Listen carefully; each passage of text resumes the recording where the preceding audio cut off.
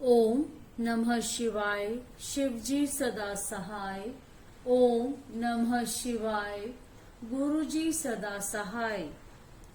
नैमिषारण्य में दीर्घ स्तर के अंत में मुनियों के पास वायु देवता का आगमन, उनका सत्कार तथा ऋषियों के पूछने पर वायु के द्वारा पशु पाश एवं पशुपति का तात्त्विक विवेचन।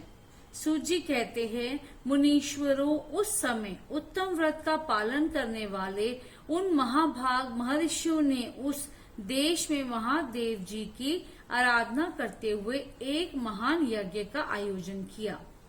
वह यज्ञ जब आरंभ हुआ तब महर्षियों को सर्वथा आश्चर्यजनक जान पड़ा। तदंतर समय बीतने पर जब प्रचुर दक्षिणाओं से युक्त वह यज्ञ समाप्त हुआ तब ब्रह्मा जी की आज्ञा से वायुदेव स्वयं वहां पधारे। उनको आया देख दीर्घकालिक यज्ञ का अनुष्ठान करने वाले वे मुनि ब्रह्मा जी की बात को याद करके अनुपम हर्ष का अनुभव करने लगे। उन सब ने उठकर आकाश जन्मा वायु देवता को प्रणाम किया और उन्हें बैठने के लिए एक सोने का बना हुआ आसन दिया। वायु देवता उस आसन पर बैठे। मुनियों ने उनकी विधिवत पूजा की। तदंतर उन सबका अभिनंदन करके वे कुशल मंगल पूछने लगे। वायु देवता बोले, ब्राह्मणों, इस महान यज्ञ का अनुष्ठान पूर्ण होने तक तुम सब लोग सकुशल रहे ना? यज्ञ हंता देवद्रोही दैत्यों ने तुम्हें बाधा तो नहीं पहुंचाई? तुम्हें कोई प्रायश्चित तो नहीं करना पड़ा? तुम्हारे यज्ञ कोई दोष तो नहीं आया? क्या तुम लोगों ने स्तोत्र और शास्त्रों ग्रहों द्वारा देवताओं का तथा पितृ कर्मों द्वारा पितरों का भली भांति पूजन करके यज्ञ विधि का अनुष्ठान भली भांति संपन्न किया? इस महान यज्ञ की समाप्ति हो जाने पर अब आप लोग क्या करना चाहते हो? मुनियों ने कहा, प्रभु, हमारे कल्याण की वृद्धि के लिए जब आप स्वयं यहाँ आ गए तब अब हमारा सब प्रकार से कुशल मंगल ही है तथा हमारी तपस्या भी उत्तम होगी। अब पहले का वृतांत सुनिए। हमारा हृदय अज्ञान अंधकार से अकांत हो गया था। तब हमने विज्ञान की प्राप्ति के लिए पूर्व काल में प्रजापति की उपासना की। शरणागत वत्सल्य प्रजापति ने हम शरणागतों पर कृपा करके इस प्रकार कहा, ब्राह्मणों, रुद्रदेव सबसे श्रेष्ठ हैं। वे ही परम कारण हैं। उन्हें तर्क से नहीं जाना जा सकता। भक्तिमान पुरुष ही उनके स्वरूप को ठीक ठीक देखता और समझता है। भक्ति भी उनकी कृपा से ही मिलती है और उस कृपा से ही परमानंद की प्राप्ति होती है। अतः उनके कृपा प्रसाद को प्राप्त करने के लिए तुम लोग नैमिषारण्य में यज्ञ का आयोजन करो। दीर्घ काल तक चलने वाले उस यज्ञ के द्वारा परम कारण रुद्रदेव की आराधना करो। यज्ञ के अंत में उन रुद्रदेव के कृपा प्रसाद से वायु देवता वहां पधारेंगे। उनके मुख से वहां तुम्हें ज्ञान लाभ होगा और उससे कल्याण की प्राप्ति होगी। महाभाग, ऐसा आदेश देकर परमेष्ठी ने हम सबको यहाँ भेजा। हम इस देश के आपके आगमन की प्रतीक्षा करते हुए 1 सहस्त्र दिव्य वर्षों तक दीर्घकालिक यज्ञ के अनुष्ठान में लगे रहे हैं। अतः इस समय आपके आगमन के सिवा हमारे लिए दूसरी कोई प्रार्थनीय वस्तु नहीं है। दीर्घ काल से यज्ञानुष्ठान में लगे हुए उन महर्षियों का यह पुरातन वृत्तांत सुनकर वायु देवता मन ही मन प्रसन्न हो मुनियों से घिरे हुए वहां बैठे रहे। फिर उन सबके पूछने पर उनके भक्ति भाव की वृद्धि के लिए उन्होंने भगवान शंकर की सृष्टि आदि ऐश्वर्य को संक्षेप में बताया। नैमिषारण्य के ऋषियों ने पूछा, देव, आपने ईश्वर विषयक ज्ञान कैसे प्राप्त किया तथा आप अव्यक्त जन्मा ब्रह्मा जी के शिष्य किस प्रकार हुए? वायु देवता बोले, महर्षियों, 19वें कल्प का नाम श्वेत लोहित कल्प समझना चाहिए। उसी कल्प में चतुर्मुख ब्रह्मा ने सृष्टि की कामना से तपस्या की। उनकी उस तीव्र तपस्या से संतुष्ट हो स्वयं उनके पिता देव महेश्वर ने उन्हें दर्शन दिया।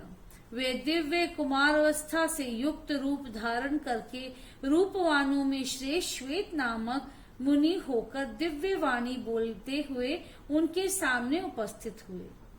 वेदों के अधिपति तथा सबके पालक पिता महेश्वर का दर्शन करके गायत्री सहित ब्रह्मा जी ने उन्हें प्रणाम किया और उन्हीं से उत्तम ज्ञान पाया। ज्ञान पाकर विश्वकर्मा चतुर्मुख ब्रह्मा संपूर्ण चराचर भूतों की सृष्टि करने लगे। साक्षात परमेश्वर शिव से सुनकर ब्रह्मा जी ने अमृत स्वरूप ज्ञान प्राप्त किया था। इसीलिए मैंने तपस्या के बल से उन्हीं के मुख से उस ज्ञान को उपलब्ध किया। मुनियों ने पूछा, आपने वह कौन सा ज्ञान प्राप्त किया जो सत्य से भी परम सत्य एवं शुभ है तथा जिसमें उत्तम निष्ठा रखकर पुरुष परमानंद को प्राप्त करता है? वायु देवता बोले, महर्षियों, मैंने पूर्व काल में पशुपति का जो ज्ञान प्राप्त किया था, सुख चाहने वाले पुरुष को उसी में ऊंची निष्ठा रखनी चाहिए। अज्ञान से उत्पन्न होने वाला दुख ज्ञान से ही दूर होता है। वस्तु के विवेक का नाम ज्ञान है। वस्तु के 3 भेद माने गए हैं, जड़, प्रकृति, चेतन जीव और उन दोनों नियता दैट इज परमेश्वर। इन्हीं तीनों को क्रम से पाश, पशु और पशुपति कहते हैं। तत्वज्ञ पुरुष प्राय इन्हीं 3 तत्वों को क्षर, अक्षर तथा उन दोनों से अतीत कहते हैं। अक्षर ही पशु कहा गया है, क्षर तत्व ही नाम पाश है तथा क्षर और अक्षर दोनों से परे जो परम तत्व है उसी को पति या पशुपति कहते हैं। प्रकृति को ही क्षर कहा गया है, पुरुष जीव को ही अक्षर कहते हैं और जो इन दोनों को प्रेरित करता है वह क्षर और अक्षर दोनों से भिन्न तत्व परमेश्वर कहा गया है। माया का ही नाम प्रकृति है। पुरुष उस माया से आवृत है। मल और कर्म के द्वारा प्रकृति का पुरुष के साथ संबंध होता है। शिव ही इन दोनों के प्रेरक ईश्वर हैं। माया महेश्वर की शक्ति है। चित्त स्वरूप जीव उस माया से आवृत है। चेतन जीव को आच्छादित करने वाला अज्ञानमय पाश ही मल कहलाता है।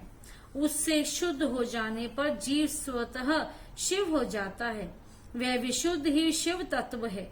मुनियों ने पूछा, सर्वव्यापी चेतन को माया किस हेतु से आवृत करती है? किस लिए पुरुषों को आवरण प्राप्त होता है और किस उपाय से उसका निवारण होता है? वायु देवता बोले, व्यापक तत्वों को भी आंशिक आवरण प्राप्त होता है, क्योंकि कला आदि भी व्यापक है। भोग के लिए किया गया कर्म ही उस आवरण में कारण है। मल का नाश होने से वह आवरण दूर हो जाता है। कला, विद्या, राग, काल और नियति इन्हीं को कला आदि कहते हैं। कर्म फल का जो उपभोग करता है उसी का नाम पुरुष है। कर्म 2 प्रकार के हैं, पुण्य कर्म और पाप कर्म। पुण्य कर्म का फल सुख और पाप कर्म का फल दुख है। कर्म अनादि है और फल का उपभोग कर लेने पर उसका अंत हो जाता है। यद्यपि जड़ कर्म का चेतन आत्मा से कुछ संबंध नहीं है, तथापि अज्ञानवश जीव ने उसे अपने आप में मान रखा है। भोग कर्म का विनाश करने वाला है। प्रकृति को भोग्य कहते हैं और भोग का साधन है शरीर। वाम इंद्रियां और अंतकरण कर्म के द्वार हैं। अतिशत भक्ति भाव से उपलब्ध हुए महेश्वर की कृपा प्रसाद से मल का नाश होता है और मल का नाश हो जाने पर पुरुष निर्मल शिव समान हो जाता है। विद्या पुरुष की ज्ञान शक्ति को, कला उसकी क्रिया शक्ति को अभिव्यक्त करने वाली होती है। राग भोग्य वस्तु के लिए क्रिया में प्रवृत्त करने वाला होता है। काल उसमें अवच्छेदक होता है और नियति उसे नियंत्रण में रखने वाली है। अव्यक्त रूप जो कारण है वह त्रिगुणमय है, उसी से जड़ जगत की उत्पत्ति होती है और उसी में उसका लय होता है। तत्व चिंतक पुरुष उस अव्यक्त को ही प्रधान और प्रकृति कहते हैं। तत्, सत्व, रज और तम ये तीनों गुण प्रकृति से प्रकट होते हैं। तिल में तेल की भांति वे प्रकृति में सूक्ष्म रूप से विद्यमान रहते हैं। सुख और उसके हेतु को संक्षेप से सात्विक कहा गया है। दुख और उसके हेतु राजस कार्य हैं तथा जड़ता और मोह वे तमोगुण के कार्य हैं। सात्विक ही प्रवृत्ति उद्धव को ले जाने वाली है, तामसी वृत्ति अधोगति में डालने वाली है तथा राजसी वृत्ति मध्यम स्थिति में रखने वाली है। पांच तन्मात्राएं, 5 भूत, 5 ज्ञानेन्द्रियां, 5 कर्मेंद्रियां तथा प्रधान चित्त, महतत्व, अहंकार और मन, ये 4 अंतकरण सब मिलकर 24 तत्व होते हैं। इस प्रकार संक्षेप से ही विकार सहित अव्यक्त प्रकृति का वर्णन किया गया है। कारण अवस्था में रहने पर ही इसे अव्यक्त कहते हैं और शरीर आदि के रूप में जब वह कार्यावस्था को प्राप्त होता है तब उसकी अव्यक्त संज्ञा होती है। ठीक उसी तरह जैसे कारण अवस्था में स्थित होने पर जिसे हम मिट्टी कहते हैं, वही कार्यावस्था में घट आदि नाम धारण कर लेती है। जैसे घट आदि कार्य मृत्तिका आदि करण से अधिक भिन्न नहीं है, उसी प्रकार शरीर आदि अव्यक्त व्यक्त पदार्थ अव्यक्त से अधिक भिन्न नहीं है। इसीलिए एकमात्र अव्यक्त ही कारण करण उनका आधारभूत शरीर तथा भोग्य वस्तु है, दूसरा कोई नहीं। मुनियों ने पूछा, प्रभु बुद्धि, इंद्रियां और शरीर से व्यतिरिक्त किस आत्मा नामक वस्तु की वास्तविक स्थिति कहाँ है? वायु देवता बोले, महर्षियों, सर्वव्यापी चेतन का बुद्धि, इंद्रिय और शरीर से पार्थक्य अवश्य है। आत्मा नामक कोई पदार्थ निश्चय ही विद्यमान है, परंतु उसकी सत्ता में किसी हेतु की उपलब्धि बहुत ही कठिन है। सत्पुरुष बुद्धि, इंद्रिय और शरीर को आत्मा नहीं मानते, क्योंकि समृद्धि बुद्धि का ज्ञान अनियत है तथा उसे संपूर्ण शरीर का एक साथ अनुभव नहीं होता।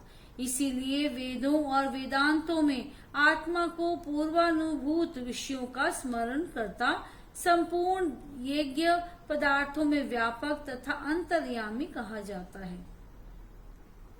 ये ना स्त्री है, ना पुरुष है और ना नपुंसक ही है, ना ऊपर है, ना अगल बगल में है, ना नीचे और ना किसी स्थान विशेष में।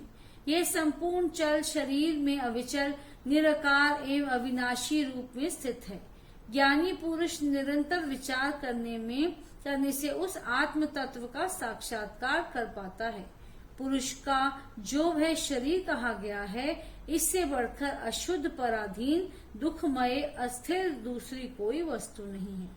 शरीर ही सब विपत्तियों का मूल कारण है। उससे युक्त हुआ पुरुष अपने कर्म के अनुसार सुखी, दुखी और मूढ़ होता है।